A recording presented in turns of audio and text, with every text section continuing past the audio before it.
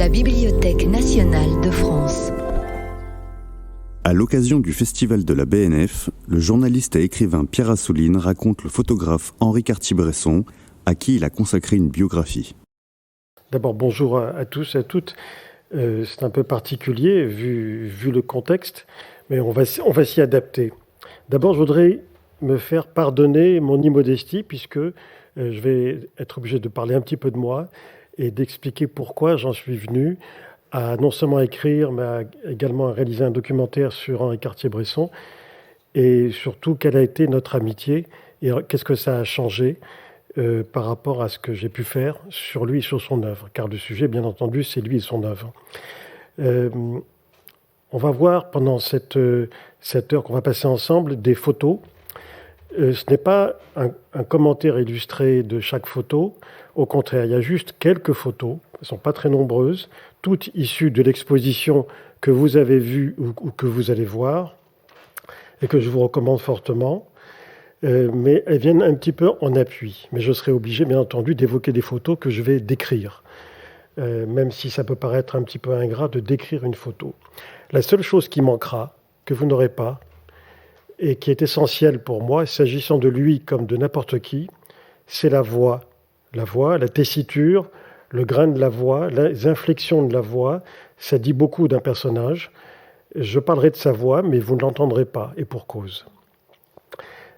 Alors d'abord deux choses, les textes que Nathalie Cohen va lire ne sont pas du tout extraits de ma biographie, ce sont des textes extraits de son livre. Il n'a pas écrit de livre, mais il a publié des livres photos. Et puis il y a eu un livre intitulé « L'imaginaire d'après nature », qui est un petit livre que vous trouverez à la librairie, publié par Fata Morgana, et qui est un recueil de différents textes. Lui qui a écrit très peu de choses, a écrit quelques préfaces, parfois quelques textes très courts. Il aimait envoyer des cartes ainsi par-ci par-là. J'en ai gardé une ou deux que vous pourrez lire, qui m'a envoyé sur des dizaines et des dizaines, parce que, à défaut de la voix, au moins que vous voyez la graphie, la manière d'écrire, qui dit tellement de choses sur une personne. Et ça, ce que vous voyez actuellement, c'est une photo que j'aime beaucoup, parce que un jour, je lui ai demandé son autoportrait, il m'a donné ça. Et ça, c'est tout à fait Henri Cartier-Bresson, c'est-à-dire l'humour, l'ironie, la mise à distance. Et quand je lui ai dit « Oui, merci Henri, c'est assez ressemblant, effectivement, comme autoportrait, mais qu'est-ce que ça veut dire ?» Il me dit « Ça veut dire qu'un photographe, c'est ça. C'est quelqu'un qui marche. » Et ça renvoie à quelqu'un qu'il aimait beaucoup, dont on va parler, qui est Giacometti, bien entendu. Donc vous allez entendre sa manière d'écrire, qui est très particulière, qui est vraiment celle d'un écrivain classique, lui qui n'a jamais écrit de livre et qui n'a pas fait d'études. Je ferai des allers-retours chronologiques, ça n'a aucune importance. De toute façon, j'improvise, hein. C'est juste un conducteur, mais je préfère improviser pour vous raconter l'homme que j'ai eu la chance et le privilège de connaître pendant 10 ans. Et pourquoi j'en suis venu là. Donc, ça, c'est l'autoportrait qu'il a réalisé un jour en reportage en Italie, où il prenait son temps, tout simplement. Deux mots pour vous dire comment j'en suis arrivé à Cartier-Bresson et quand ça a commencé. Pour moi, ça a commencé il y a très longtemps, à l'âge de 16 ans. Quand j'avais 16 ans, pour mon plaisir, je faisais un peu de peinture et je recopiais des tableaux d'Albert Marquet notamment. Et puis, j'ai glissé insensiblement de l'apprentissage de la peinture, mais apprentissage d'autodidacte dans les musées, à la photo, au moment où la Fnac a ouvert son tout premier magasin, qui était un couloir, oui, c'est le souvenir que j'en ai conservé, boulevard Sébastopol, ouvert par Essel et Terré. Et pourquoi ça a été un choc pour le garçon que j'étais? Tout simplement parce que c'était la première fois, quand on s'intéressait à la photo, qu'on pouvait voir des appareils réflexes et les toucher dans une vitrine, alors que les magasins qui vendaient les appareils, c'était des magasins vastes où il y avait des vendeurs et il fallait s'adresser à eux. Et là, les appareils réflexes, les Nikon, les Hasselblad Pentax et tout ça de l'époque étaient à portée de main. Et surtout, on pouvait voir le matériel de laboratoire, ce qui ne se faisait pas. Ça ne s'exposait pas jusqu'à la FNAC. Donc on pouvait voir les appareils pour développer, pour tirer les photos, les produits, etc. Et ça a été un choc pour beaucoup de gens de ma génération qui s'intéressaient à la photo et qui se sont mis eux-mêmes à la photo parce que ça leur disait, de manière implicite, la prise de vue, c'est 50% de la photo. Les 50% qui restent, ça se fait au laboratoire. Et pour moi, il était évident que le laboratoire, il ne fallait pas le confier à l'extérieur, mais le faire soi-même. Donc j'ai passé des nuits et des nuits, pendant 4 ou 5 ans, à tirer des photos, à gâcher du plâtre, comme disait Simenon lorsqu'il écrivait des romans populaires. Gâcher du plâtre, c'est-à-dire gâcher beaucoup de tirages et beaucoup de produits pour arriver à faire des choses qui tiennent à peu près debout. Et je m'étais vraiment mis totalement dans ce paysage. Et pour moi, à l'époque, bon, il y avait quand même déjà des journaux, comme des magazines, comme Photo, et puis Zoom, et quelques autres. Pour moi, il était évident que le photographe, c'était Henri Cartier-Bresson, déjà. Et il était au-dessus de tous les autres. Je ne savais rien de lui, je m'intéressais à lui, mais je ne connaissais pas sa vie, je connaissais ses photos, mais il n'y a pas tellement d'expositions, et il était extrêmement, plus que discret. Et quelques années après, j'ai arrêté de faire des photos, tout simplement parce que je suis passé au journalisme écrit. Et que pour moi, il n'était pas question que l'écrit et l'image se concurrencent, c'était l'un ou l'autre.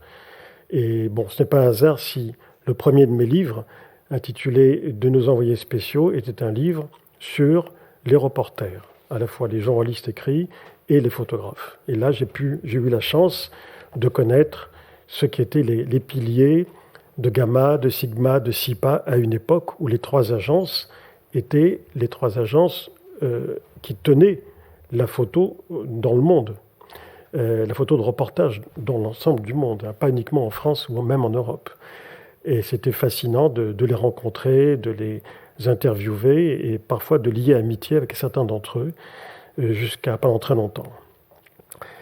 Par la suite, j'ai dirigé le magazine Lire notamment, et régulièrement, tous les 3-4 ans, chaque fois qu'il y avait un album publié par Cartier-Bresson, qui n'écrivait pas, je faisais demander une interview, et jamais je l'obtenais, tout simplement parce qu'il faisait répondre qu'il ne donnait pas d'interview.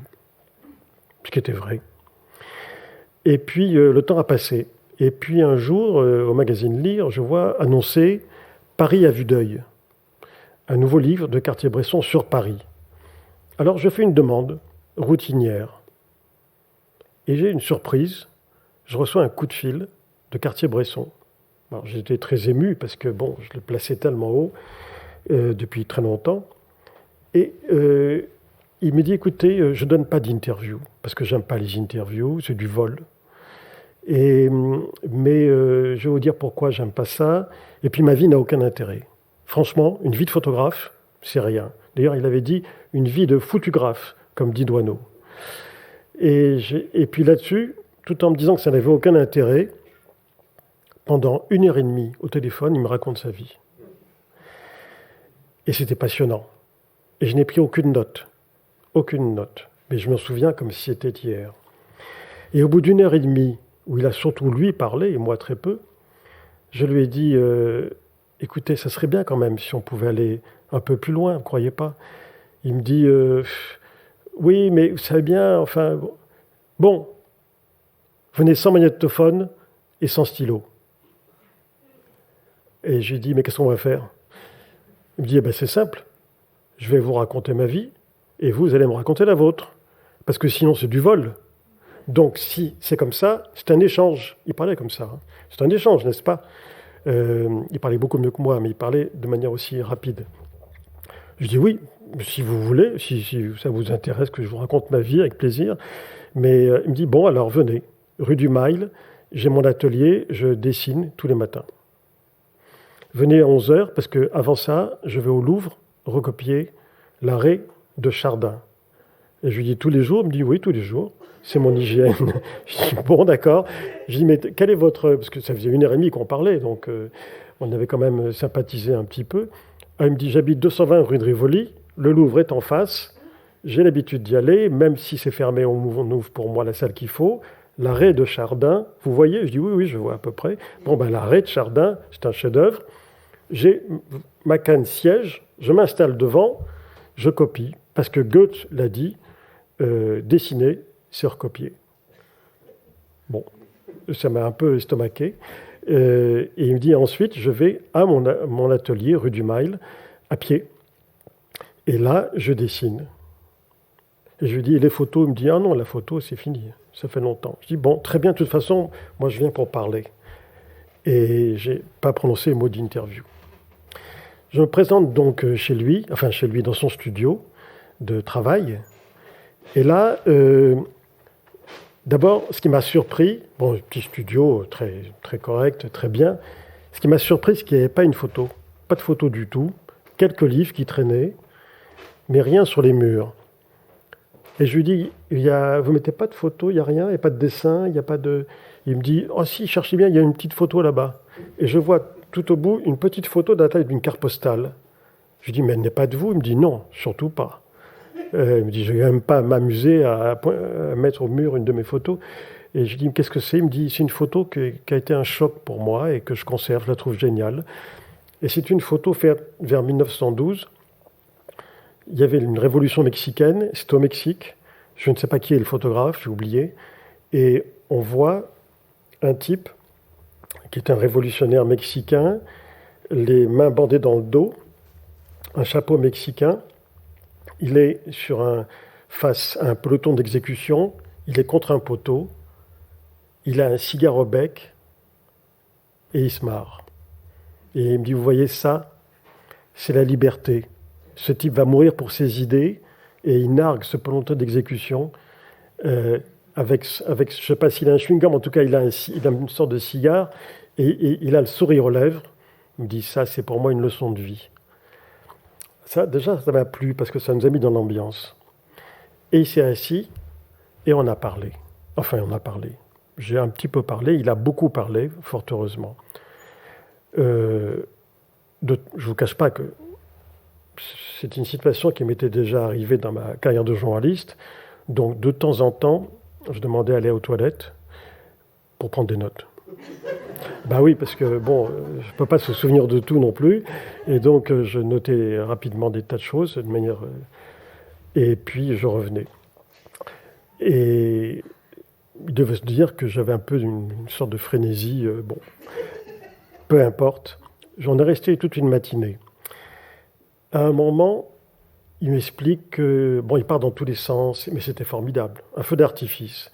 À un moment, il m'explique, il me dit, mais de toute façon, ne me parlez pas de technique. Moi, la photo, je m'en fiche complètement. Ça ne m'intéresse pas, la photo. Les gens qui vous parlent technique, il faut les fuir. La technique, vous l'avez une fois pour toutes, et après, ça devient un réflexe naturel. Mais les gens qui vous parlent des objectifs, des focales, des profondeurs de champ, de telle pellicule, est-ce que la Trix est meilleure que l'Ilford ou pas? Il me dit, mais on s'en fout. Il me dit, moi, j'ai deux boîtiers, j'ai un 35 mm et un 50 mm, et basta, je fais le tour du monde avec. Ce qui était vrai. Il me dit, ça suffit. Il ne faut surtout pas mitrailler ni rien. Et puis voilà, il me dit, et tout ça, toute cette technique que vous avez apprise, si vous l'avez apprise un jour, elle ressort naturellement quand il le faut. Et à un moment, il me dit, même l'appareil, ça n'a aucune importance. Pour faire des photos, on n'a pas besoin d'appareil. Je dis, là, vous poussez un peu quand même. Et il me dit, non, la photo, c'est cosa mentale. C'est cosa mentale. D'ailleurs, je viens d'en faire une. J'ai dit, ah bon? Quand? Il me dit, maintenant. Je dis, ah bon? Mais de qui? Il me dit, mais de vous. Je dis, et qu'est-ce que vous avez fait comme photo? J'avais mis mes lunettes, moi. Il me dit, la barre de vos lunettes? Là, j'ai fait un portrait, il me dit. Cosa mentale. J'ai fait un portrait. Il y a vous. Et la barre de vos lunettes est exactement parallèle à la barre de la photo qui est derrière vous, qui est encadrée. Et la photo du cadre, ça fait 2 barres. Et là, j'ai commencé à comprendre l'homme que je vais beaucoup mieux comprendre par la suite. Et à ce moment-là, alors je vais d'ailleurs... voilà. J'ai fait l'entretien. J'ai fait l'entretien. Quand je l'ai quitté à ce moment-là, je lui ai dit, vous savez, monsieur Cartier-Bresson, je suis venu pour un entretien. Donc, il me dit, écoutez, vous n'avez pas pris de notes, vous n'avez pas enregistré, c'est parfait. Maintenant, faites votre entretien comme vous voulez, écrivez-le comme vous le sentez, on verra bien.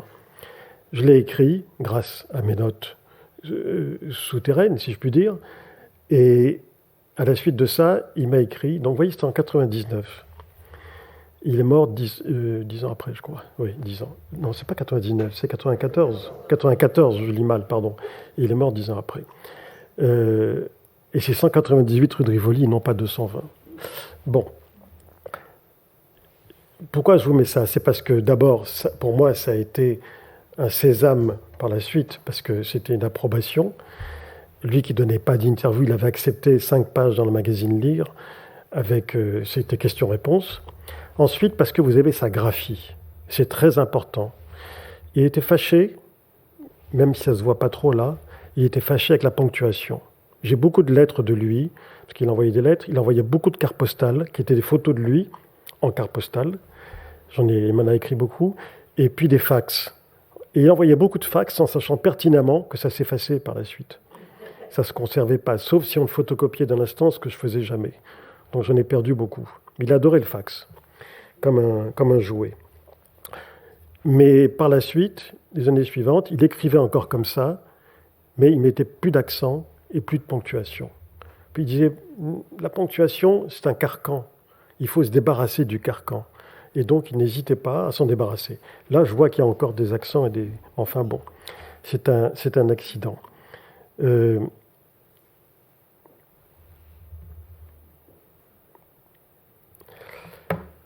Pourquoi j'ai choisi cette photo? Parce que, au cours de notre entretien, donc qui a été publié, à part la photo qu'il a prise de moi, il y a eu un moment qui était important pour moi. C'est qu'à un moment, je lui dis, à propos de la guerre, comment vous l'avez vécue? Et il me dit, la guerre, ben écoutez, je me suis fait prendre aux pattes en 40, comme d'autres. J'ai été prisonnier.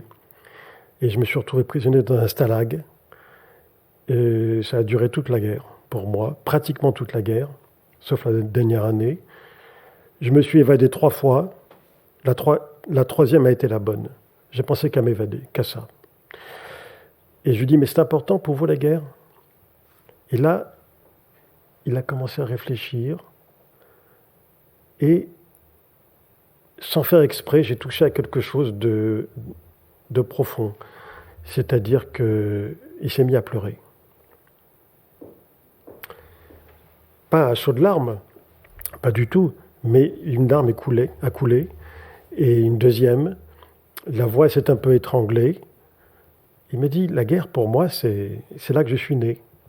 Bon, il n'avait pas 18 ans, il avait plus que ça, mais il me dit, c'est là que je suis né, parce que ce que j'ai vécu au Stalag, il me dit, attention, hein, vous êtes jeune. Je dis, non, mais j'ai écrit des trucs dessus. Il me dit, bon, le Stalag, c'est pas le camp de concentration, et c'est certainement pas le camp d'extermination. Il me dit, ça n'est que le Stalag. Mais au Stalag, j'ai eu des amitiés. Et ça, je n'oublierai jamais.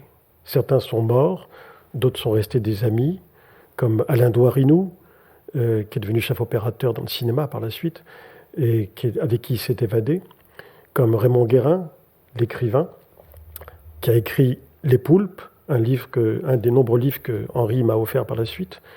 On s'est offert des livres pendant des années, mais il y avait un jour, il m'a acheté Les Poulpes, et il m'a dit, voilà, c'est Raymond Guérin, qui était avec moi au Stalag. Il en a fait un roman, qui est le grand roman sur la vie des prisonniers. Et il me dit, on est toute notre bande de copains, on est dedans, mais chacun sous un pseudo. Il me dit, ne cherche pas qui je suis, je vais te le dire tout de suite. C'est Bébé Cadom. Parce que Henri, quand il avait 30 ans, il était très grand, très très grand, 1m90, très mince, une élégance naturelle, glabre, imberbe, des yeux bleus, blondiné, il était très beau. Et spontanément, son copain de Stalag l'avait surnommé Bébé Cadom, qui était une publicité de l'époque. Et de voir cet homme comme ça évoquer la guerre, puis après on a parlé d'autres choses, et puis à un moment, 1 heure après, on est revenu à la guerre. Et à nouveau, il m'a parlé de l'amitié, de ce que c'est, pardon de l'expression, mais de chier à côté de ses copains dans des chiottes collectives et de s'entraider pour tout, en permanence, des milieux sociaux de toutes origines. Il m'a dit, voilà, j'ai appris la vie là. J'étais un fils de grand bourgeois et c'est là que j'ai découvert la vie, ce que c'est que d'être un homme, tout simplement. Et quand il m'en a reparlé, 1 heure après, à nouveau, la voix s'est étranglée. Et pendant les 10 ans que notre amitié va durer, pendant ces 10 années, on a parlé de 1000 choses. À chaque fois qu'on parlera de la guerre et du stalag, à chaque fois, son émotion sera telle, lui qui maîtrisait tout en permanence, elle sera telle qu'à chaque fois, il sera au bord des larmes. Donc je ne pouvais pas ne pas le dire. Et je voulais l'illustrer donc par cette photo. Il y a pas mal de photos de la guerre, mais je n'ai pu prendre que des photos qui sont extraites de ce livre, Le Grand Jeu, donc, qui est celui de l'exposition. Donc cette photo a été prise à Dessau, en Allemagne, en mai 1945. Et je la trouve exemplaire. Pourquoi ? Pour 2 ou 3 raisons. La première, c'est que, on va reparler de l'esprit de géométrie d'Henri Cartier-Bresson. Et là, l'esprit de géométrie, vous l'avez. Pourquoi ? Parce qu'il y a, et c'est lui qui me l'a expliqué, parce que la première fois, ça ne m'était pas apparu, il y a une diagonale invisible entre le regard du déporté en haut à gauche et le regard de l'interrogateur en bas à droite. Si vous tracez une ligne entre ces 2 regards, ça fait une diagonale parfaite, qui est la composition de beaucoup de tableaux. Et bien entendu, vous avez beaucoup de choses. Vous avez des habitants de la ville de Dessau, vous avez des déportés, vous avez des commissaires politiques, vous avez des capots, il y a tout. Il y a toute la libération des camps dans l'Allemagne de l'après-guerre qui est présente. Et puis vous avez la violence exercée contre celle qui exerçait la violence. C'est une photo très très forte, et je l'analyse comme ça parce que c'est comme ça que je l'ai ressenti, mais surtout c'est comme ça qu'il a tenu à m'en parler. Une chose encore à propos de cette photo, c'est une photo qu'il a faite parce qu'il a voulu repartir en Allemagne à la Libération. Comme je vous l'ai dit, la 3e évasion a été la bonne, donc il était à Paris pour la Libération. Il a fait des photos de la Libération de Paris.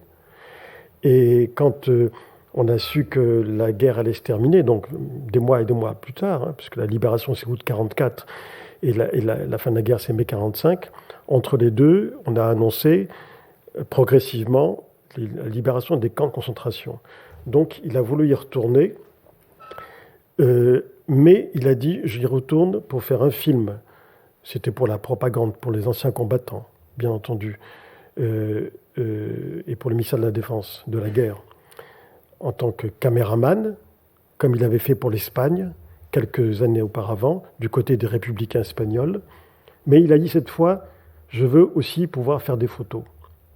Parce que la guerre d'Espagne, si importante pour lui, qui était antifasciste, il l'a faite entièrement avec une caméra pour filmer à la main un film de propagande, qui est un film extraordinaire, qu'on peut se procurer sans problème, mais pas de photos. Et les photos de la guerre d'Espagne, c'est Robert Capa, son ami. Et à chaque fois qu'il m'en parlait, il me disait, tu vois, ça, c'était une erreur de ma vie. Non pas de me mettre au service des républicains, bien sûr, je ne regrette pas, mais j'aurais dû aussi faire des photos, et j'avais pensé qu'il fallait ne faire qu'une seule chose, le combat politique, avec une caméra à la main, mais pas des photos. Il va me dire, résultat, c'est Robert, c'est Capa, qui a fait les grandes photos de la guerre d'Espagne. Donc, quand il est retourné en Allemagne en 1945, là, ça lui avait servi de leçon, et il a dit, cette fois-ci, j'emmène le Leica, plus de quoi filmer. Et en fait, ce qui est intéressant, c'est que cette photo-là, vous l'avez aussi dans le film, mais filmée. C'est-à-dire qu'on voit tout le démontage de cette photo, ce qu'il y a avant et ce qu'il y a après. Et ça, c'est intéressant parce qu'il y a les deux aspects de la chose.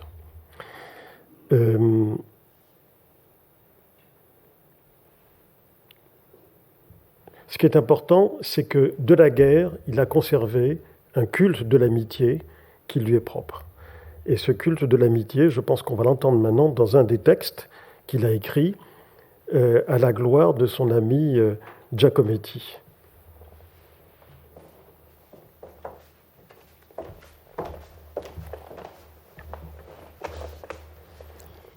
Ce visage buriné, dont les expressions ne varient guère, tellement le masque est surprenant. On n'est pas sûr même qu'il vous ait écouté. Mais quelle réponse! Toujours juste, profonde, personnelle, sur les sujets les plus variés. Giacometti est un des hommes les plus intelligents et lucides que je connaisse, d'une honnêteté sur lui-même et sévère sur son travail, s'acharnant là où on éprouve le plus de difficultés. À Paris, il se lève vers 3 heures, va au café du coin, travaille, vadrouille à Montparnasse et se couche au jour. Annette est sa femme. Les ongles de Giacometti sont toujours noirs. Il n'est cependant pas débraillé, pas la moindre affectation. Il ne parle guère de sculpture avec d'autres sculpteurs, sauf avec un de ses amis d'enfance, Pierre Josse, banquier et sculpteur, et Diego, son frère. Ce fut une joie pour moi de savoir qu'Alberto avait les 3 mêmes passions que j'ai, Cézanne, Van Eyck et Uccello. Il m'a dit des choses si justes sur la photographie et l'attitude qu'il faut avoir, et aussi sur la photo en couleur. En parlant de Cézanne et des 2 autres, il disait avec admiration « Ce sont des monstres ». Son visage a l'air d'une sculpture qui ne serait pas de lui, sauf les sillons des rides. La démarche très personnelle, un talon se pose très avant. Peut-être a-t-il eu un accident, je ne sais, mais la démarche de sa pensée est encore plus curieuse. Sa réponse va bien au-delà de ce que vous avez dit. Il a tiré un trait, additionne et ouvre une autre équation. Quelle vivacité d'esprit! Le moins conventionnel et le plus honnête qui soit. À Stampa, dans les Grisons, à 3 ou 5 kilomètres de l'Italie, il y a la maison de sa mère, qui a 90 ans, vive et intelligente, qui sait arrêter son fils quand elle sent qu'un tableau qui lui plaît est à point. L'atelier de son père est une ancienne grange. Il y travaille l'été. L'hiver, il se calfeutre dans la salle à manger. Son frère, Diego, ou lui, téléphone de Paris chaque jour à leur mère. Diego est d'une modestie extrêmement rare, très réservée. Alberto a une grande admiration pour les dons de sculpteurs de Diego. Il fait de très beaux meubles et fond les sculptures d'Alberto. Plusieurs fois, Alberto m'a dit « Le sculpteur, ce n'est pas moi, c'est Diego. » L'hôtel du village est la maison où est né son père. Elle appartient à sa cousine et l'épicerie y est tenue par une autre cousine. Voulant lui payer les pommes qu'il a achetées pour peindre, elle lui dit « Ça dépendra du prix que tu vendras ton tableau. » Alberto m'a dit qu'il était ennuyé, qu'il faisait trop à la fois. Des pommes, des paysages, des portraits, et qu'il devrait se concentrer sur 2 sujets. C'est merveilleux, ce sens de l'économie, qui est la mesure du goût. Ces vernissages sont de grands événements, mais pour lui un sujet d'angoisse. Il dit « Je dois sortir tout ce que j'ai à telle date et le montrer et dire « Voilà où j'en suis ». Encore l'honnêteté. Avec tout cela, son travail donne l'impression d'être cul et chemise avec la beauté. Chez Alberto, l'intellect est un instrument au service de la sensibilité. Dans certains domaines, sa sensibilité prend de curieuses formes. Par exemple, méfiance de tout laisser aller affectif avec les gens. Enfin, ça ne regarde pas Queen's Readers, pas plus que des descriptions d'Alberto prenant son café au lait, au lit. Suffit. C'est mon ami.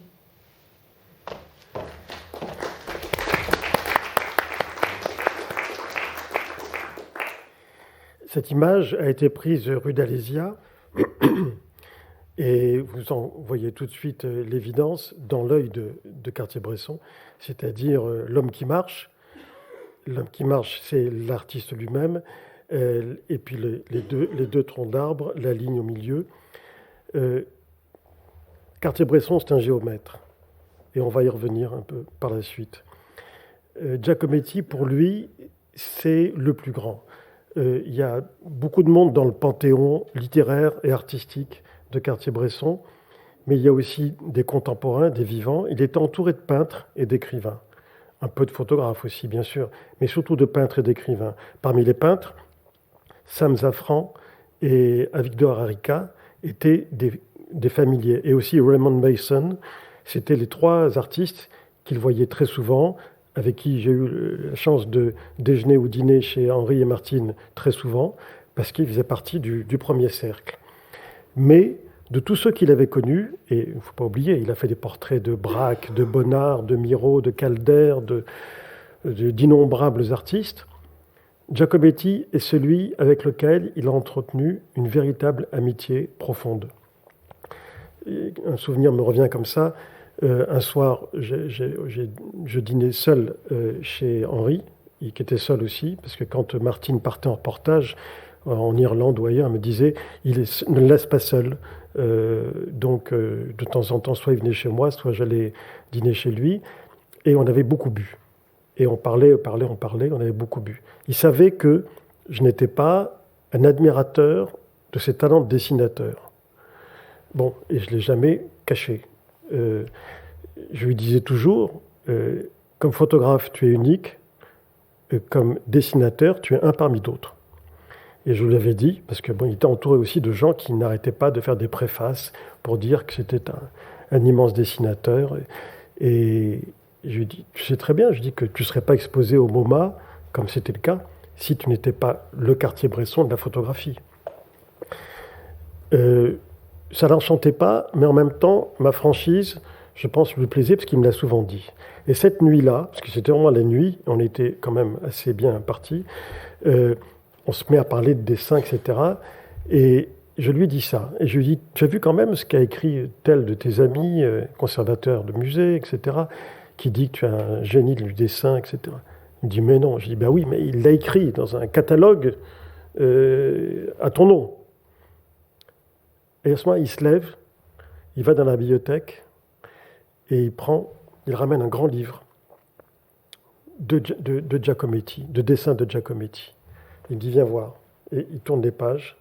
Il me dit, tu vois ça. Ça, c'est le génie à l'état pur. Moi, c'est rien. Il me dit, écoute, moi, quand je dessine, c'est comme ça, c'est comme ça, c'est comme ça. Je fais un trait comme ça, je fais un trait. C'est laborieux. Et on verra toujours l'effort. Giacometti, quand il dessine, c'est... Et c'est fait. Il me dit, je ne serai jamais un dessinateur, je le sais. Il me dit, surtout quand on a eu la chance d'être l'ami de quelqu'un comme ça. Il y a une chose qui m'a souvent dite aussi, et c'est drôle parce que c'est une phrase que m'avait dite Julien Gracq un jour dans une conversation. Les deux, qui étaient à peu près du même âge, ont été tous les deux des jeunes surréalistes vers 18-20 ans. Et tous les deux ont eu la même expérience. Ils ont eu le réflexe spontané d'aller au café de la Place Blanche où les surréalistes se réunissaient. Et tous les deux m'ont dit, mais attention, hein, je ne prenais pas la parole. J'étais un gamin, j'étais en bout de table, je me taisais et j'écoutais et je buvais les paroles de Breton et des autres.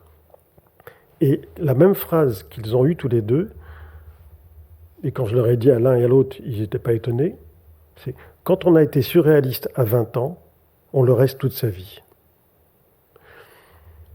Et il me l'a souvent répété. Il me dit, tu sais, bon, surréaliste, pas un métier, hein, voilà, j'étais là-dedans, etc. Mais il me dit, je le suis resté.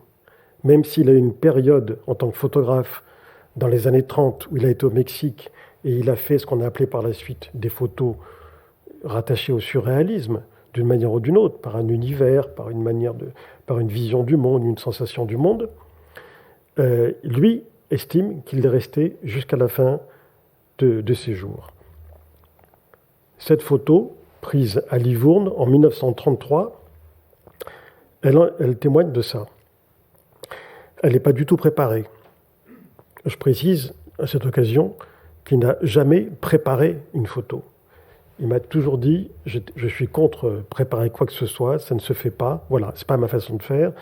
Je l'ai fait 2 fois. Il me dit, il n'existe que 2 photos dans les milliers de photos de moi, tu ne peux pas en trouver d'autres, où j'ai arrangé un peu la réalité. L'une, c'est une photo prise au Mexique, où on voit juste une sorte de nature morte avec des vieilles chaussures. Et voilà, des vieilles chaussures de femmes. Elle est très connue, cette photo. Et en fait, il y a 2 chaussures de femmes, quand les talons se rejoignent, en fait, comme ça forme un cœur. Il me dit, elles n'étaient pas comme ça. Alors, en faisant ça faisait un cœur, je trouvais ça bien.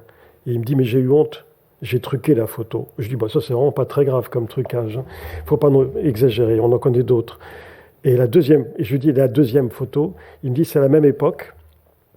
J'étais dans la rue avec quelqu'un qui était un ami à l'époque, qui était un jeune et très beau d'ailleurs, poète américain, qui s'appelait, je crois, Ford, Charles Ford, si je me souviens bien. Et il me dit, on s'arrête dans la rue parce qu'il voulait pisser. Et donc, il rentre dans une Vespasienne et je l'attends. Et quand il sort de la Vespasienne, il reboutonne sa braguette en soupirant avec un grand sourire de soulagement.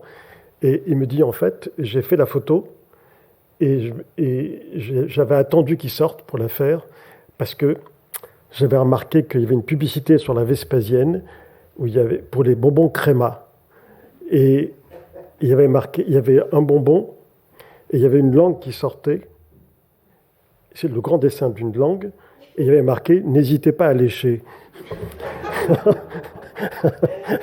Il me dit c'était une pub de l'époque, mais la juxtaposition de cette image, enfin de cette pub, et Charles Ford qui sort avec cette espèce de sourire comme ça un peu angélique et qui se rebraguette, il me dit c'est irrésistible. Il me dit j'ai vu ça, oui, je vais l'attendre. Et c'est ce qu'il a fait. Il me dit c'est mes 2 trucages.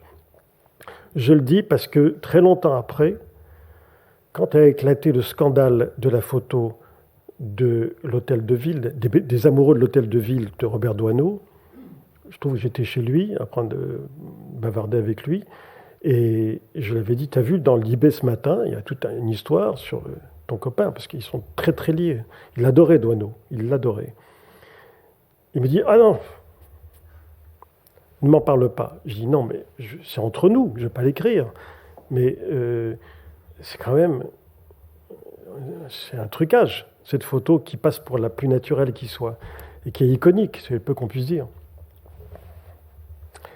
Il me dit, je ne peux pas parler de ça. Parce que c'est tout ce qu'il détestait dans la photographie. Et en même temps, il n'était pas question qu'il ait un commentaire négatif sur quelqu'un qui était son ami. La peinture a beaucoup compté, c'est évident, en tant que la littérature. La peinture, ça a été son université. C'est là qu'il a appris la photo. Il disait toujours, il n'y a pas d'école de photo. Il me disait que ça existe, mais on n'enseigne pas la science du petit doigt. C'était son expression. J'ai dit non, mais enfin, il y a la technique. Il me dit, ah, basta avec ta technique, oublie. Donc voilà, il me dit non. Il me dit, moi, j'ai appris la photo à l'Académie Lotte. L'Académie Lotte, c'est celle d'André Lotte, le peintre. Et il y a été de 20 ans à 23 ans à peu près. 3 ans d'apprentissage de la peinture parce qu'il voulait être peintre. Donc le dessin, la peinture, la composition. Et ça, avec en plus tous les jours des visites au Louvre et dans d'autres musées pour éduquer son regard. Eh bien, avec le recul, on peut le dire, c'est là qu'il est devenu photographe. Parce qu'il a emmagasiné dans sa mémoire rétinienne, et non pas sa mémoire cérébrale, il a emmagasiné des milliers et des milliers d'œuvres d'art, peinture, sculpture aussi, mais surtout de la peinture, de toutes les époques, de toutes les écoles. Et par la suite, ces photos, très souvent, seront la projection au millième de certaines œuvres d'art. Et on en reparlera à un moment. La peinture, pour moi, quand je pense à Henri, ça a été 2 choses, 2 voyages qu'on a fait. D'une part, un voyage à Londres pour une exposition Cartier-Bresson. Et il m'emmenait avec lui et avec Martine, on a été pour cette expo. C'est assez drôle parce que Londres était tapissé de publicités pour la grande exposition du moment, Cartier-Bresson. Et on va On quitte l'hôtel et on va dans ce musée, dans plein Londres. Et le type à l'entrée, qui est le portier, très, très English, dit à Henri, vous ne pouvez pas rentrer. Il dit, ah bon? Il dit, non, vous ne pouvez pas rentrer, monsieur, parce que vous avez un appareil photo avec vous. Et il avait son Leica sur lui, comme ça. Il dit, oui, mais il dit, je le quitte. Il parlait très bien l'anglais. Il dit, mais je ne quitte jamais mon Leica. Il dit, ah oui, mais vous n'avez pas le droit. Bon, alors je lui dis, mais dis-lui qui tu es. Et il me dit, non, non, non. Il a laissé son Leica. Et il y avait une autre expo à côté, c'est l'exposition Bonnard. Et on l'a visitée à deux. On a eu la chance de la voir. Elle était fermée, on a pu la voir. Et voir les tableaux de Bonnard qu'il avait photographiés en 1944. Voir les tableaux de Bonnard racontés par lui, c'était quand même quelque chose d'extraordinaire. Et l'autre souvenir que j'ai, c'est un voyage à Budapest. Parce que là, il y avait une grande exposition Cartier-Bresson au musée des Beaux-Arts. Et on a été ensemble. Bon, c'était assez drôle parce qu'il m'avait dit tu avais un Leica quand tu faisais des photos. Je dis oui, mais c'était il y a très longtemps. Il me dit emmène-le. Je dis non, mais je ne vais pas faire des photos à côté de toi. Il me dit non, mais emmène ton Leica, on ne sait jamais. Alors j'emmène mon Leica. Je n'avais pas fait des photos depuis très longtemps. Et puis on va au musée des Beaux-Arts et avant tout, je devais faire une conférence. Je devais faire une conférence voilà, dans le cadre du musée sur Cartier-Bresson. Et il me dit, je peux venir? Je dis, évidemment. Alors, c'était bourré, et il rentre et il se met avec les autres. Et personne ne le reconnaît. Et il avait sa casquette, hein, et il se met avec les autres. Et 3/4 étaient des photographes. Vous savez que la Hongrie et la photo, c'est une histoire particulière. Hein. Il y a beaucoup de grands photographes européens sont d'origine hongroise. Et il était ravi, parce qu'il était là incognito, et lui, il veut toujours être incognito partout. C'est pour ça qu'il détestait qu'on le photographie. Et il pouvait être très violent dans ces moments-là. Et donc, il était là, incognito, et je commence à faire ma conférence. Et je parle de lui, etc. Et de temps en temps, il fait comme ça.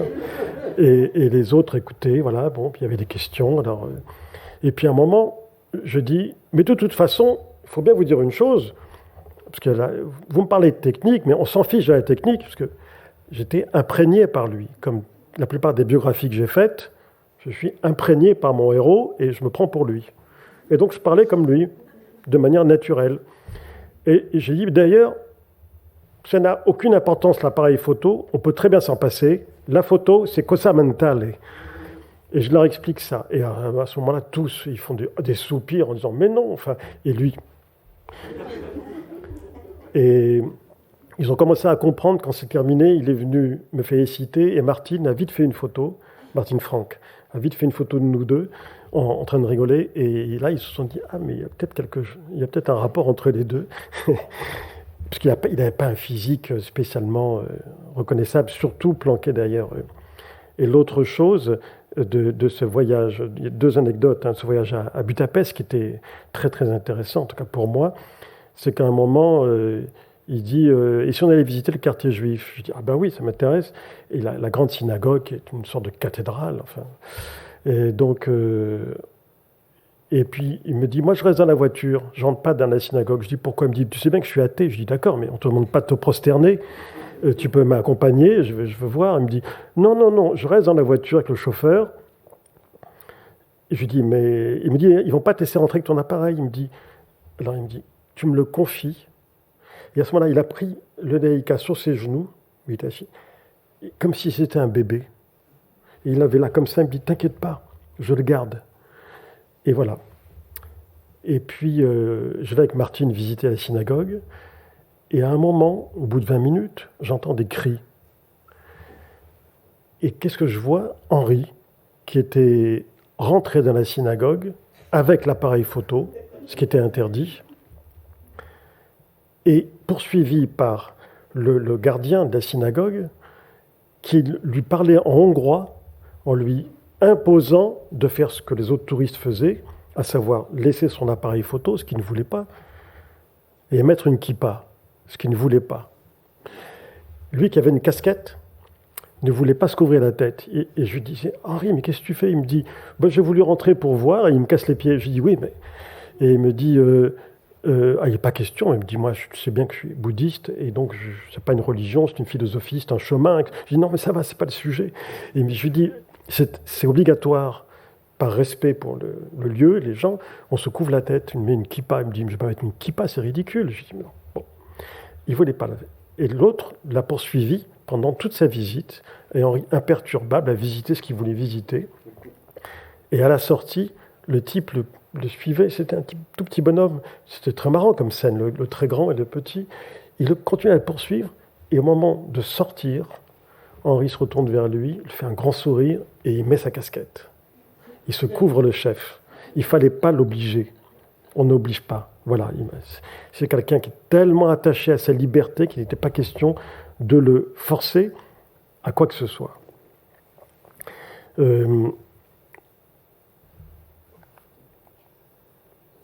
Ça, c'est une photo que j'ai choisie comme ça, parce que je trouve qu'elle est très belle, elle est très forte. La sortie de l'Académie française.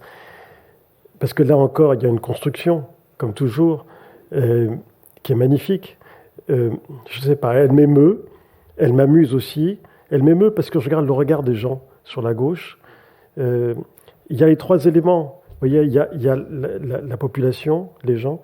Il y a ce personnage qui est issu du 19e siècle et qui est habillé comme au 18e siècle. Et puis il y a la voiture qui représente la modernité. Voilà, moi c'est une composition admirable, mais comme vous imaginez, elle n'a pas été composée, si ce n'est de manière fulgurante, par son regard.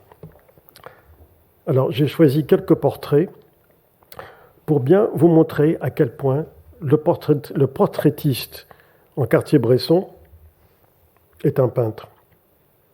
Malraux, en 1968, au ministère de la Culture, à son bureau. Bon, le bureau, les lambris, les honneurs, tout ça est derrière, mais c'est important. Le plus important dans cette image, pour moi, c'est le nombre d'or. Le nombre d'or, qui est l'éducation visuelle de Cartier-Bresson, vous allez le retrouver dans la plupart de ses photos, des portraits notamment. En 1932, il a fait une photo d'un bourgeois sur l'avenue du Prado à Marseille. Il avait acheté son Leica d'occasion quelques semaines avant. Donc il démarrait, il commençait à peine. Et déjà, dans cette photo de ce bourgeois de Marseille, il y a le nombre d'or, il y a tout ce qu'il faut. Et là aussi, et ça c'est l'Académie Lotte, c'est l'éducation du regard. Alors ça, bon, c'est pas la photo la plus gaie qu'il ait réussi, mais elle est extraordinaire.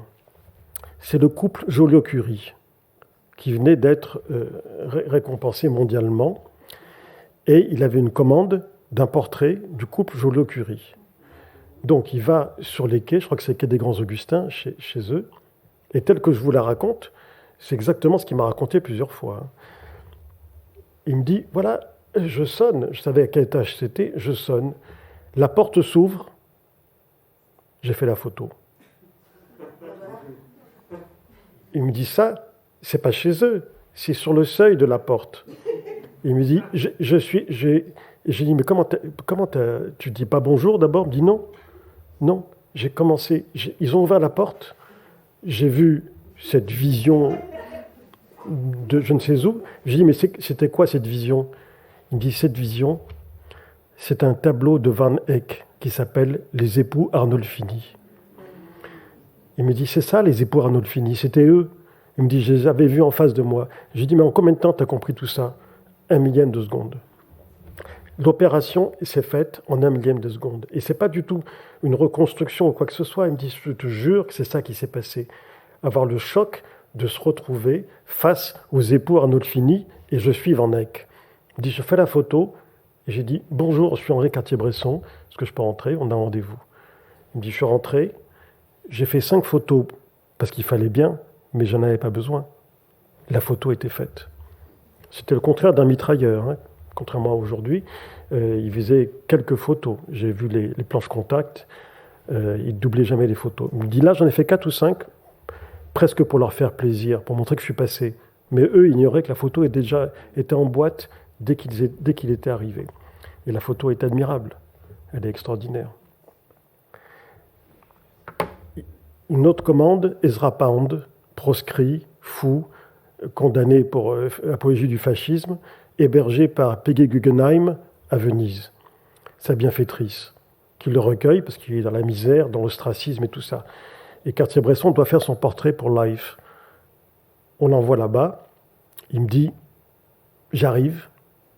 Je me retrouve face à cet homme qui est juste à côté du soleil, enfin qui prend le soleil par la fenêtre chez Peggy, qui est là, qui ne dit pas un mot.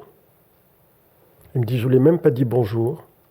Je me suis assis à ses pieds. Je l'ai regardé. Il avait un beau regard. Je suis resté 1 heure. On n'a pas échangé un mot. J'ai fait cette photo. Et je suis parti. Et ça a donné ça. Une photo parmi les plus rares d'Ezra Pound. Chanel, à l'hôtel Ritz, une autre commande. C'est toujours des commandes, les portraits. Pour les plus grands journaux. Elle le reçoit, charmant, elle connaissait Cartier-Bresson, etc. Ils avaient plein d'amis en commun. Il me dit, les 10 premières minutes se passent formidablement bien. J'en profite pour faire au moins une photo. C'est celle-là. Du bout de 10 minutes, je ne sais pas ce qui m'a pris. Je lui ai dit, on a connu tellement de gens en commun, mademoiselle Chanel. Vous avez connu Marie-Louise Bousquet. Comment, cette salope? Il me dit, elle a changé complètement de visage. La séance photo était terminée. C'était terminé. Il me dit, heureusement, j'avais fait celle-là avant. Parce que dès que j'ai prononcé le nom de Marie-Louise Bousquet, elle a explosé et c'était fichu. Et c'est déjà arrivé aussi avec Simone de Beauvoir. Je n'ai pas la photo là, mais il avait photographié Simone de Beauvoir à plusieurs épisodes de sa vie. Et une fois, c'était rue de l'Odéon, devant la l'ex-librairie de Sylvia Beach, et Adrienne Monnier. Et il me dit, Simone de Beauvoir était là, elle n'était pas très sympathique. C'était après la guerre, elle n'était pas très sympathique. Je commence à faire une photo ou deux avec le lampadaire derrière. Je lui dis, pourquoi tu as pris le lampadaire comme ça? Il me dit, parce qu'il est aussi dur qu'elle l'était. Et je lui dis, mais qu'est-ce qui s'est passé? Il me dit, la séance a foiré parce qu'à un moment, elle m'a dit que ça va durer longtemps. Et je lui ai répondu, un peu plus que chez le dentiste, un peu moins que chez le psychanalyste. Elle n'a pas du tout apprécié. Il me dit, je suis parti. La séance était fichue. Ça, c'est une photo que j'aime énormément, je l'ai chez moi, parce que je la regarde souvent. Vous avez le nombre d'or, évidemment, à nouveau. C'est Mauriac, chez lui à Bordeaux. Vous avez toute la Gironde qui est dans cette photo, toute la province, titre d'un livre de Mauriac, admirable sur la province. À l'époque, on ne disait pas en région, on disait la province. Les mains de Mauriac, c'est déjà, tout est dedans, qui sont refermées sur un livre. Et derrière, les photos, les boiseries, les meubles, enfin bon. Pour moi, c'est une de ces grandes photos. Alors là, je passe à autre chose. Le cinéma, c'est pas une photo de film, hein, mais c'est une photo qui s'intitule Le bord de Seine. En 1936, c'est les premiers congés payés. C'est une photo qui a une puissance au plan social, qui veut dire énormément de choses, quoi. D'ailleurs, dans tous les manuels scolaires, quand on parle des congés payés, cette photo. C'est pas un hasard. Ça me permet de parler de son rapport au cinéma, parce qu'en 1936, il hésite un peu entre la photo et le cinéma, alors qu'il a déjà fait des expositions. Il est déjà bien connu. Il a fait de très grandes photos. Il est déjà publié un peu partout. Il hésite et il veut être assistant de cinéma pour devenir un jour réalisateur. Et il va voir Jean Renoir, il lui montre ses photos et Jean Renoir l'engage. En fait, il engage ce jour-là 3 assistants pour 3 films. Les films, c'est une partie de campagne, La vie est à nous et La règle du jeu. Ce pas les plus mauvais. Et 3 assistants qu'il engage pour ces 3 films, alors il y en a qui resteront pas, mais enfin les 3 sont engagés en même temps, c'est Cartier-Bresson, Jacques Becker et Luchino Visconti. Et je lui dis, c'est pas mal quand même. Il me dit, oui, mais tu sais, Visconti, c'est un gosse de riche. Hein. Mais je lui dis, mais toi aussi? Il me dit, non, il me dit, lui, il se prenait vraiment pour Il me dit, Visconti, il ne mangeait pas avec nous à la cantine. Il ne restait pas avec nous le soir, on ne le voyait pas. Il avait ses propres amis, aristocrates, etc. Il me dit, c'est un aristocrate. On ne parlait pas avec lui. Il me dit, ça n'empêche que par la suite, j'ai aimé ses films, mais voilà, c'était une rencontre ratée. Il me dit, en revanche, Becker, oui, ça, c'était quelque chose, c'était un grand souvenir. Et donc, il a été assistant de Jean Renoir. C'est pas inintéressant qu'il ait été l'assistant du fils d'un très grand peintre. On n'en sort pas. On n'en sort pas, et c'est ça que ça signifie aussi. Il a même joué un rôle ou deux dans, je crois que c'est dans La vie est à nous. À un moment, on voit des jeunes séminaristes qui passent comme ça et qui regardent une jeune fille dont la robe flotte. Et parmi ces jeunes séminaristes, il y a Henri qui avait plus de 30 ans, mais on dirait un garçon de 15 ans, tellement il fait jeune. Et puis dans La règle du jeu, il est l'un des valets qui s'exprime un peu avec un accent anglais très chic. Il a fait du reportage. Pendant très longtemps, il s'est voulu avant tout reporter-photographe. C'est sa définition. Mais comme reporter-photographe, c'est quelqu'un qui n'a jamais cessé d'avoir un regard décalé. Ce regard décalé, c'est celui du scout qu'il a été dans sa jeunesse et qui n'a jamais cessé d'être. Et ce qui est intéressant, c'est de savoir quel était son totem quand il était scout. Anguille frémissante. Et parfois, c'était anguille frénétique, je n'ai jamais su exactement. Mais c'est lui-même qui me l'a raconté. Et en fait, il a toujours été comme ça. Je l'ai connu à la fin de sa vie, mais ceux qui l'ont connu avant me disent c'est quelqu'un qui ne tenait jamais en place. Et son côté anguille frémissante n'a jamais cessé. René Bury m'avait raconté qu'un jour, ils étaient à Cuba, ils ont fait des photos de Che Guevara et tout ça. Ils ont été dans la rue, on marche dans la rue à Cuba, à La Havane, et soudain, il me dit, on voit au loin 2 personnes qui s'avancent vers nous, un couple. Oh, c'était extraordinaire. Il me dit, je vois ça, il me dit, je lui donne un coup de coude, je lui dis, Henri, je crois qu'on va faire une photo. Et il me répond, mais elle est faite. Il avait fait la photo. Et Bury s'en était même pas rendu compte, tellement ça avait été rapide. Il était descendu. C'est une vraie chorégraphie. Le film de Sarah Moon sur Cartier-Bresson le montre bien. Il est dans la chorégraphie permanente. Il était descendu du trottoir, il avait fait une photo et il était revenu. Et personne ne s'en était aperçu. Ni les modèles, ni son ami qui était à côté de lui, qui n'a plus osé faire la photo après, parce qu'il s'est dit, bon, c'est un peu tard. Le regard décalé, c'est ça aussi. On l'envoie en 1937 pour le couronnement du roi George VI à Londres. Il va à Trafalgar Square.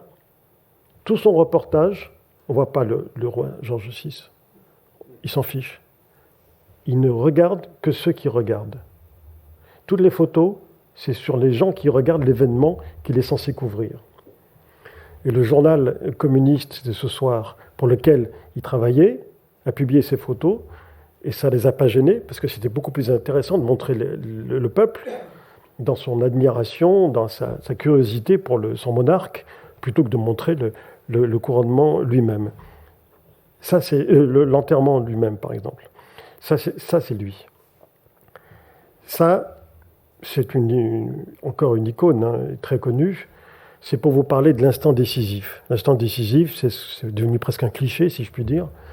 L'instant décisif, c'est Cartier-Bresson. C'est-à-dire c'est une phrase donc qu'il a trouvée dans un livre du cardinal de Retz. Il n'y a rien en ce monde qui n'est un instant décisif. Autrement dit, le kairos des Grecs, le moment, le bon moment, quoi, le moment idoine. Cette photo, très très connue, eh bien, ça illustre parfaitement l'instant décisif selon Cartier-Bresson. Elle a été prise dans le quartier Europe, c'est derrière la gare Saint-Lazare. Nous sommes dans les années 30, ou peut-être juste après la guerre, je ne me rappelle plus, mais peu importe.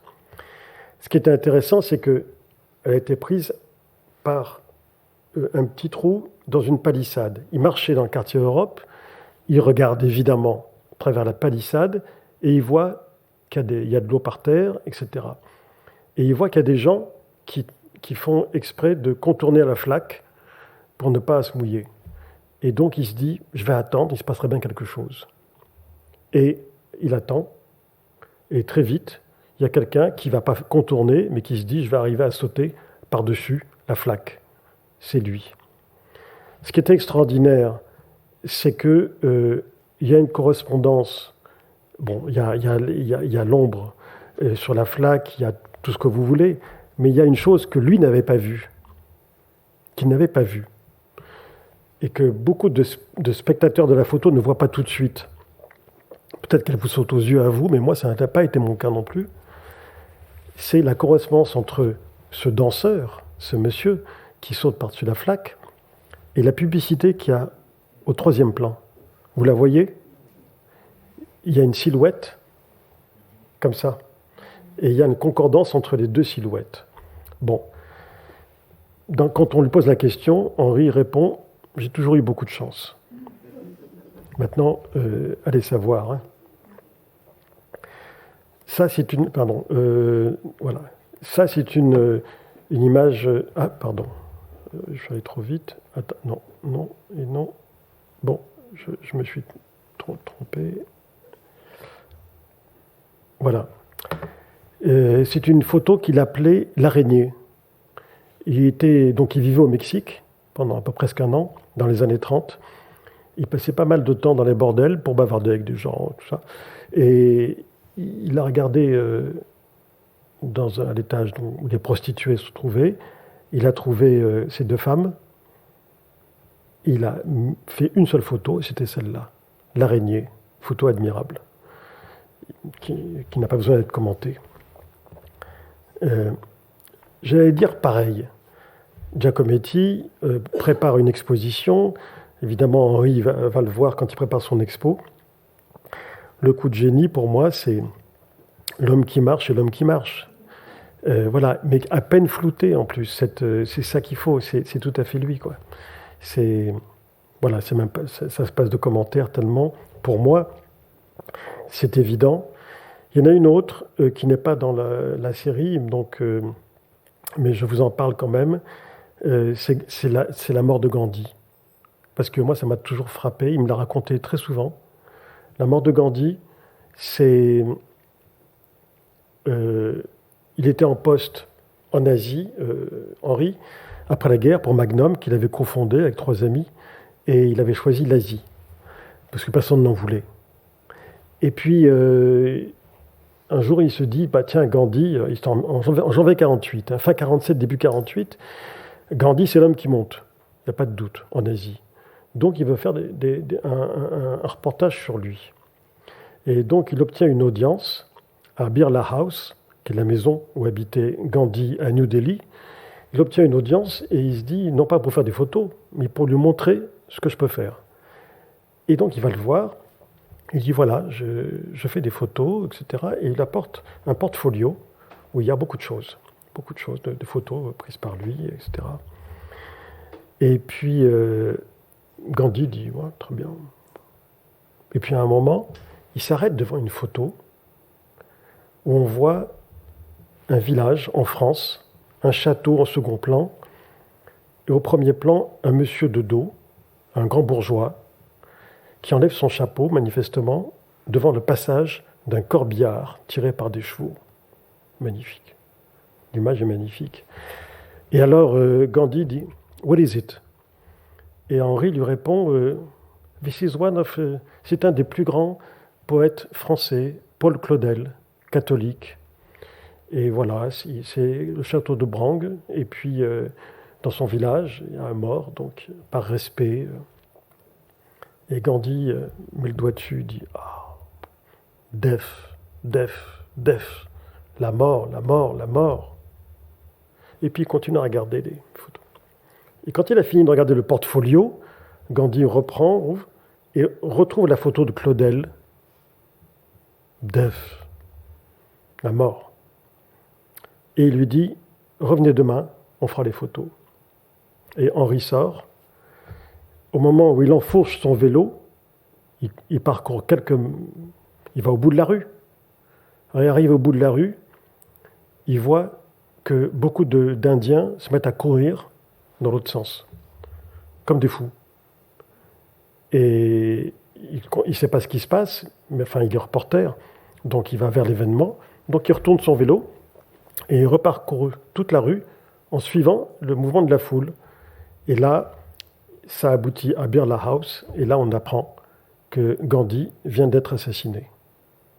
C'est-à-dire qu'il est le dernier occidental à avoir vu Gandhi.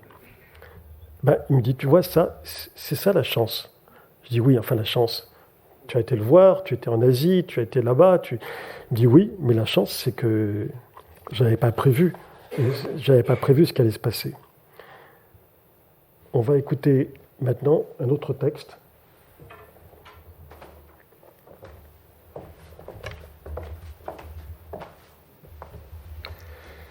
Photographier, c'est retenir son souffle quand toutes nos facultés se conjuguent devant la réalité fuyante. C'est alors que la capture de l'image est une grande joie physique et intellectuelle. Photographier, c'est mettre sur la même ligne de mire la tête, l'œil et le cœur. En ce qui me concerne, photographier est un moyen de comprendre qui ne peut se séparer des autres moyens d'expression visuelle. C'est une façon de crier, de se libérer, non pas de prouver ni d'affirmer sa propre originalité. C'est une façon de vivre. La photographie fabriquée ou mise en scène ne me concerne pas. Et si je porte un jugement, ce ne peut être que d'ordre psychologique ou sociologique. Il y a ceux qui font des photographies arrangées au préalable et ceux qui vont à la découverte de l'image et la saisissent. L'appareil photographique est pour moi un carnet de croquis, l'instrument de l'intuition et de la spontanéité, le maître de l'instant qui, en termes visuels, questionne et décide à la fois. Pour signifier le monde, il faut se sentir impliqué dans ce que l'on découpe à travers le viseur. Cette attitude exige de la concentration, une discipline d'esprit, de la sensibilité et un sens de la géométrie. C'est par une grande économie de moyens que l'on parvient à la simplicité d'expression.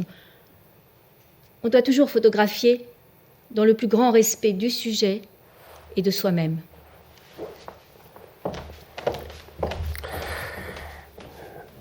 En général, les écrivains n'aiment pas trop dire, n'aiment pas payer leurs dettes. Ils n'aiment pas exprimer leur gratitude parce qu'ils pensent que quand ils disent je dois à James Joyce ou à Proust, ils régressent en disant ça. Alors qu'au contraire, je trouve qu'on se grandit en payant ses dettes à des aînés glorieux ou à ceux qu'on admire. Moi, je dois beaucoup à Cartier-Bresson. Nous avons eu 10 ans d'amitié jusqu'à sa mort. Et je dois dire que j'y pense très souvent. Voilà.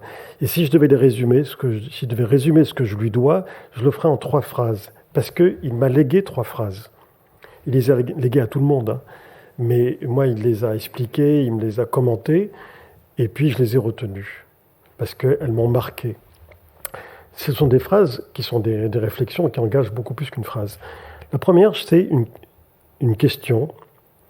De quoi s'agit-il ? Il y a eu une exposition ici à la BNF, il y a un certain temps déjà, grande expo, faite par Robert Delpire, magnifique, sur Cartier-Bresson. Et je crois me souvenir que l'exposition s'intitulait « De quoi s'agit-il ?» Et c'est une phrase typique d'Henri Cartier-Bresson. Chaque fois, il me disait « Demande-toi de quoi s'agit-il ?» Alors, chaque fois qu'on allait dans des expositions, et on en a vu beaucoup ensemble, parce qu'on adorait ça, exposition à la fois de peinture, bien sûr, mais même de photos. Il m'a appris à ne jamais me précipiter pour lire le cartouche. Il me disait, quand tu rentres dans une salle de musée ou de galerie, balade-toi, laisse-toi impressionner. S'il y a quelque chose, une œuvre qui t'attire, tu te mets en face et tu te laisses emporter par elle. Mais ne te demande pas de quoi s'agit-il dans le sens, mais qu'est-ce que c'est que ce truc que je suis en train de regarder? Qu'est-ce que ça décrit? Non, de quoi s'agit-il? L'émotion qui est la mienne, ce qui me frappe face à cette œuvre d'art, pourquoi elle me parle à ce point, pourquoi le peintre m'explique à moi ce qui se passe. J'ai compris ça une fois où j'étais sans lui, à une exposition qu'il aurait adorée, à Jacques Marandré, au Luxembourg, le jardin du Luxembourg, une exposition d'impressionnistes, et c'était le tableau de Claude Monet, Terrasse à Sainte-Adresse. Bien, c'est un tableau que je connais depuis longtemps, qui m'émeut. Quand je l'ai vu enfin pour de vrai, j'ai su pourquoi j'aimais tant Proust. Parce que tout Proust est dans ce tableau. Toute la recherche du temps perdu est contenue dans Terrasse à Sainte-Adresse. Et surtout, j'ai compris une chose qu'il essayait de m'expliquer confusément, mais je l'ai enfin touché du but ce jour-là. Une grande œuvre d'art, quelle que soit l'œuvre, quel que soit l'art en question, une grande œuvre, c'est cette chose qui vous explique ce qui vous arrive mieux que vous ne sauriez le faire. À un moment précis de votre vie, cette œuvre vous parle. La Terrasse à Sainte-Adresse de Claude Monet, je l'ai vue 100 fois, mais dans différentes occasions, reproductions ou autres. Mais là, isolé, ce jour-là, sur ce pan de mur, vu l'état qui était le mien à ce moment-là, avec mes propres problèmes, etc., cette œuvre ne me parlait qu'à moi et m'expliquait à moi ce qui m'arrivait mieux que je n'aurais jamais su le faire. De quoi s'agit-il? C'est ça que ça veut dire.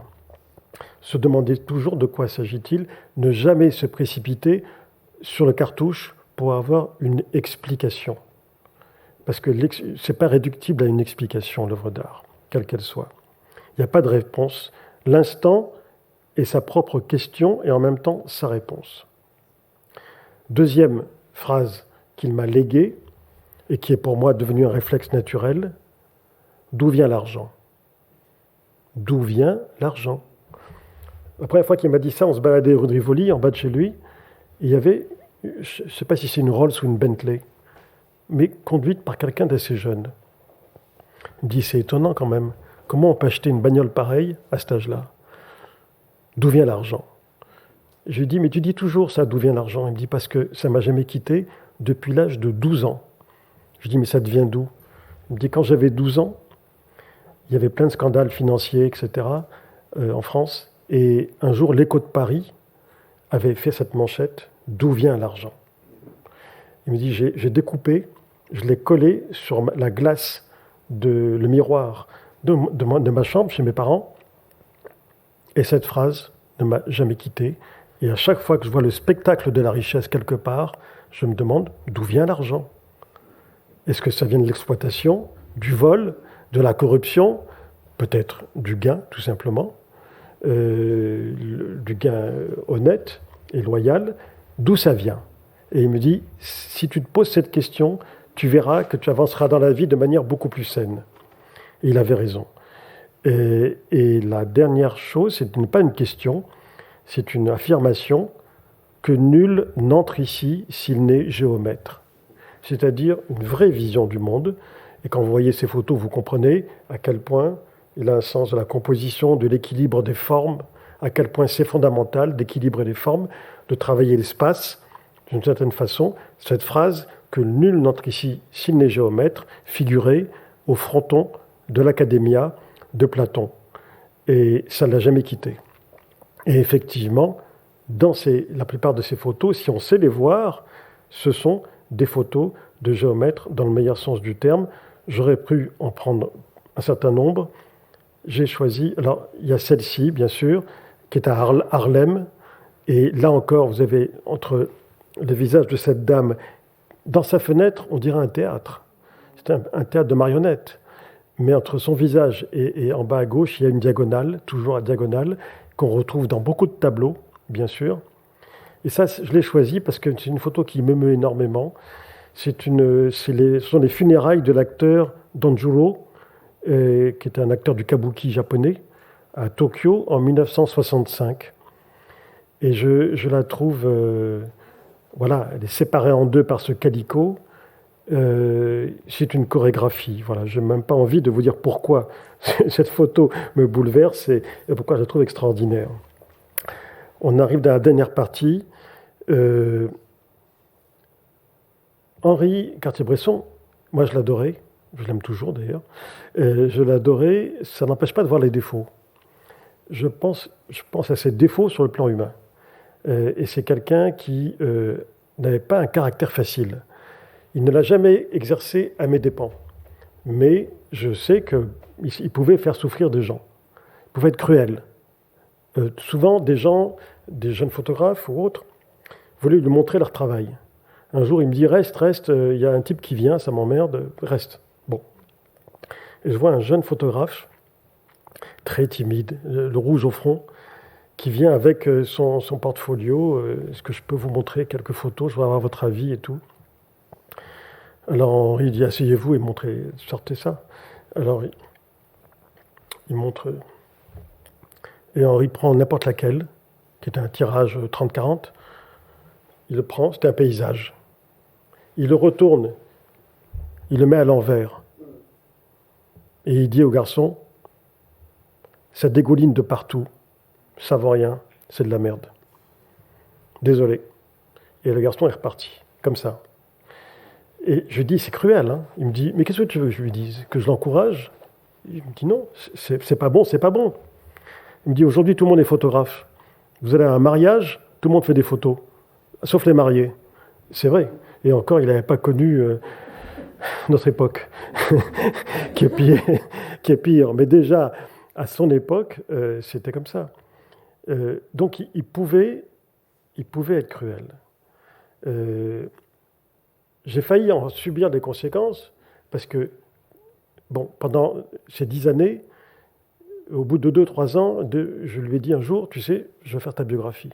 Il me dit, je ne veux pas savoir, je ne lis pas de biographie, je lis beaucoup de choses, mais pas de biographie, c'est pas ton problème. Et il savait pertinemment que je la faisais, parce que régulièrement, je lui demandais des renseignements, et puis il m'a donné accès à sa correspondance qui, à l'époque, n'avait été vue et classée par personne. Elle était dans une grande valise, pleine d'étiquettes de voyage, et il y avait des milliers de lettres avec les enveloppes. Lettres avec ses parents, avec ses amis et tout ça. Bon, depuis, tout a été rangé. Mais à l'époque, c'était... Donc, cette valise était sous son lit. Il m'a dit, démerde-toi. Et j'ai passé plusieurs jours à lire ça. Puis après, il m'a donné l'autorisation, qui est un grand privilège, d'aller passer une semaine ou deux chez Magnum à voir ses planches contact. Il me dit toujours, les planches contact, on n'a pas à les montrer. C'est la cuisine du photographe, ça ne concerne que lui. Et je dis oui, mais moi j'ai besoin de savoir ce que tu faisais avant, monsieur. Enfin bon, bref. Il me dit d'accord, vas-y. Et donc j'ai passé du temps et surtout, j'ai eu l'autorisation de photocopier toutes ces légendes. Car il faisait les légendes de toutes ces photos, en anglais notamment, quand il était correspondant en Asie ou ailleurs. Et donc j'ai pu avoir accès à tout ça. Et un soir, alors que j'étais en train de finaliser l'écriture de ma biographie, ce qu'il savait parfaitement, vers minuit, je reçois un coup de fil. Oui, c'est Henri. Dis donc, je sors d'un cocktail, là. Oui. Et alors, j'ai bavardé avec mon copain Roger Théron, tu sais. Je dis oui, patron de Paris Match. Et alors, tu sais ce qu'il m'a dit? Il paraît que tu fais une biographie sur moi. J'ai dit, bah oui, mais ça fait des années qu'on en parle. Hein. Il me dit, mais tu vas pas écrire une biographie? Je dis, mais si. Si, bien sûr. Il me dit, ah non, mais je peux pas, c'est pas possible. Hein. Il me dit, écoute, c'est simple, tu fais ce que tu veux, mais si tu la publies, tu me tues. Tu me tues parce que je peux pas imaginer ça. Allez, bonne nuit. Et j'étais dévasté. J'ai pas dormi de la nuit. Le lendemain, j'ai appelé Marie-Thérèse Dumas, son assistante, et puis Martine Franck, et les deux m'ont dit, t'inquiète. Tu connais Henri, il est un peu pervers de temps en temps, il va oublier, continue, écris ton livre et te préoccupe pas de tout ça. Et donc j'ai été plus loin, et quand la biographie est parue, le tout premier exemplaire, je lui ai dit, je viens prendre un café chez toi, j'ai un truc à te donner, et je lui ai apporté le livre que je vais dédicacer, et après, il a regardé, je lui ai donné un autre exemplaire, je lui ai dit, tiens, dédicace-moi ta vie. Alors il m'a dédicacé sa vie, puis il a caressé le livre, et il s'est levé, il m'a dit, dans mes bras. Il m'a embrassé, il me dit, bon, maintenant que tu m'as tiré le portrait, je vais peut-être pouvoir te tirer le portrait. Et il me dit, qu'est-ce que tu préfères, dessin ou photo?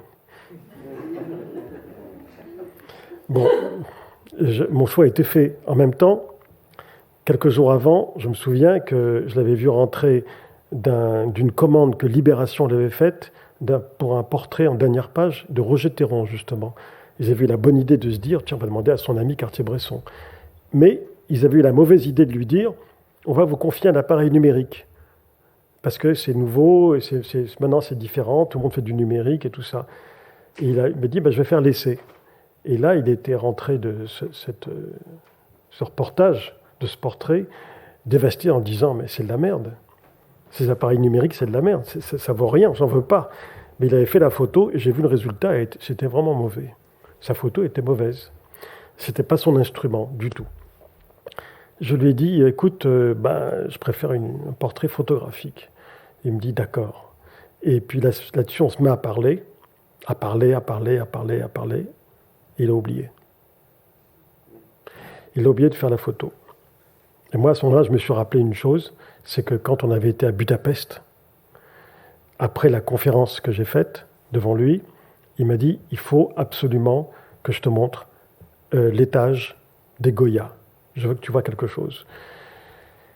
Et là, j'ai récupéré mon appareil photo et la directrice de l'Académie des Beaux-Arts et du Musée des Beaux-Arts a eu la gentillesse de faire fermer toute l'aile pour nous laisser juste nous là-bas.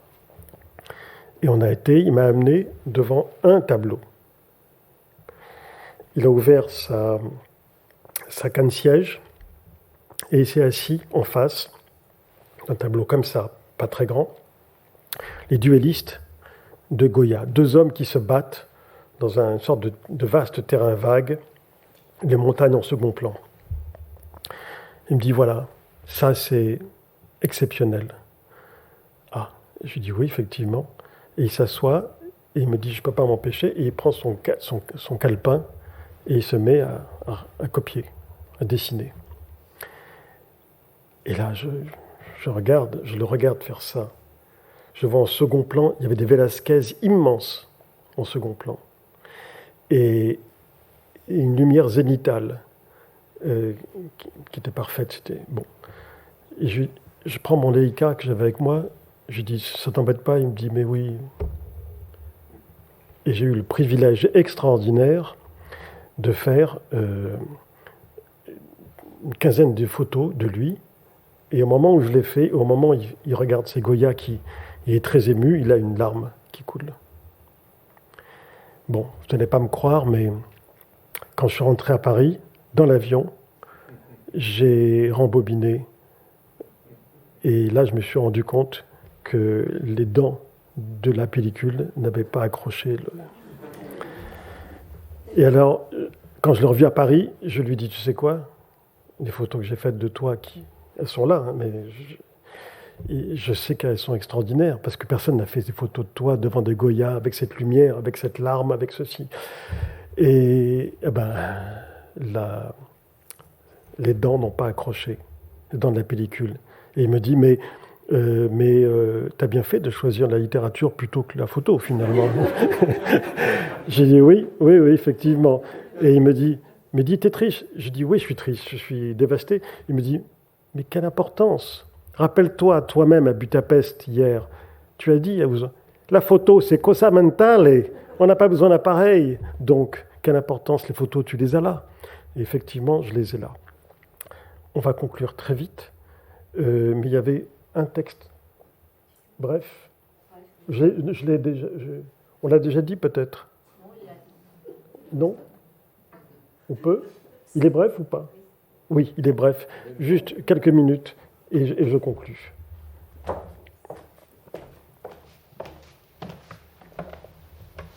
La ségrégation dont la photographie fait l'objet, le ghetto dans lequel ce monde de spécialistes l'a placé, me choque. Les photographes, les artistes, les plasticiens, où on a un sens plastique, où on a une pensée conceptuelle. Que les uns préfèrent un truc à l'autre, ce n'est pas mon problème. Mon problème, c'est d'être dans la vie, capter l'instant dans sa plénitude. La pensée seule ne m'intéresse pas. La photographie est un métier manuel. Bouger, se déplacer. Le corps et l'esprit ne doivent faire qu'un. Petite parenthèse. malgré les désagréments. Ce fut utile à un jeune bourgeois surréalisant, durant les 3 ans de sa captivité, de faire des travaux manuels, bourrer des traverses de chemin de fer, travailler dans des cimenteries, des usines de vilebrequin, laver la tambouille dans d'énormes casseroles en cuivre, faire les foins. Et tout cela avec une seule idée en tête, l'évasion. Il a été un évadé perpétuel. Là, ce qu'on a vu tout à l'heure, c'était une photo en Inde en 1948. Là, c'est New York, downtown, 1947. Pourquoi je l'ai choisie ? Parce que je la trouve très forte, très belle. Et puis parce qu'à la fin de sa vie, un soir, il n'avait pas le moral. Alors, il est venu dîner avec Martine à la maison. Et je voyais qu'il n'avait pas le moral. Il ne faisait pas d'humour ni rien. Enfin bon. Et il voit cette photo dans un livre qui lui est consacré, qui était sur la table basse. Et il prend le livre, il voit la photo, et il écrit dessus avec le souvenir amical du chat. Et voilà, et puis je lui dis, mais t'as l'air triste. Il me dit, c'est pas ça, je suis pas très, très en forme. Je sentis qu'il y avait quelque chose. Et là, j'ai compris qu'il était un peu déprimé. Il m'avait toujours dit, je sais quand je mourrai. Je lui dis, mais comment tu sais ça ? Il me dit, parce que quand j'avais 22, 23 ans, la mère de mon ami Pierre Coll, qui était une dame qui lisait entre les mains et qui était très connue dans notre milieu amical, les copains et tout ça. Et il me dit, un jour, je suis allé la voir et elle m'a dit, vous vous marierez une première fois avec une femme venue d'un autre continent et qui a d'autres origines que vous. Et ça allait être une danseuse balinaise. Et ça s'est donc passé comme ça. Et vous vous marierez une deuxième fois avec une personne de votre condition. Ça serait Martine Franck. Et je dis, et après, qu'est-ce qu'elle t'a dit ? Il me dit, et après, elle m'a dit comment je mourrai. J'ai dit, mais dis-moi. Il me dit, non, j'en ai jamais parlé à personne. Et Martine Franck m'avait dit, même à moi, sa femme, il n'a jamais dit comment on lui a annoncé qu'il mourrait un jour. C'était donc à 22-23 ans, et vers la fin de sa vie, il avait plus de 90 ans. Et quelques semaines, même pas, après ce dîner, sombre, triste, mélancolique, il est mort. Et là, j'ai demandé à Martine comment il est mort. Elle m'a dit, il est mort comme il a toujours su qu'il mourrait, très âgé, en se laissant mourir. Il était dans le Luberon. Il a décidé de ne plus s'alimenter, de ne plus boire, parce qu'il en avait marre d'aller aux enterrements de ses amis, et il s'est laissé mourir, il s'est laissé partir. Ça s'est terminé comme ça, mais on va quand même terminer sur une note gaie, parce que voilà, il m'avait envoyé ça, et bon, j'ai plein de cartes postales de lui, mais celle-là, avec marqué ça, sa signature à lui, qui est la signature du surréaliste Henri Cabré. C'était lui, il aimait faire ça, comme ça, parler d'amitié, et m'envoyer cette image, ces doubles cercles qui me touchent beaucoup, celui du Solex et celui que la dame derrière. C'est un tout, ça c'est lui. Toujours cette note d'ironie, et si on pouvait, on terminerait par son rire. Voilà, merci.